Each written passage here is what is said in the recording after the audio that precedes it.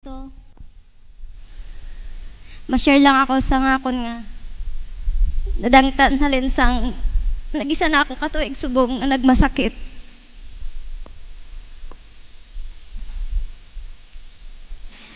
Nagdako ang tiyan ko halin sang Enero.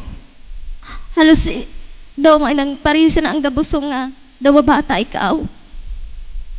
Pero kung hindi kay Jesus, wala ako nag-aayo. Kung hindi ko ang sa kadamo sa akong ginpa bulngan, sa kadamo sa akong pabulngan nga mga Suruano. Nagpa-doktor na ako. Naka-ultrasound na ako. Pero sa kadako gid sa among balairan mga dlagan 20 mil. Hasta talam na namon, halos ibaligya namon. Pero wala gid, pero tungod sa Dios gugma, tungod sa kay Kristo, nag-upod ako, yari ako subong. Yari ako subong nagapakita sa inyo nga ginaayo ako sang Ginoo. Ginaayo ako sang Ginoo kag makaupod ko man ang kabataan ko mintras tanto. Halos mga utod ko ara na sa akon, naghigda ako. Gihatag ko na sa ilang kabataan ko. Kaya abi ko madula na ako. Pero abi niyo ano natabo.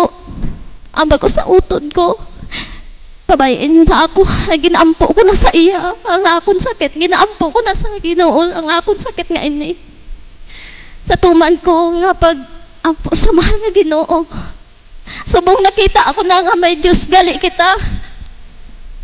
Kag naupod ko sa gihapon kabataan ko.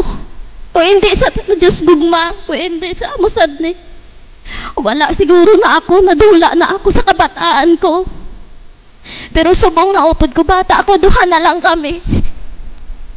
Siya na lang gabuhi sa akon. Nga-eskwila sa mag-abot ga obrasa, katungod hindi pa ko kapamugat.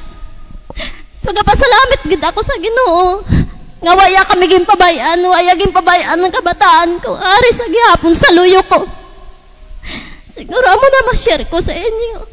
Salamat gid sa inyo tanan. In Jesus' name. Amen.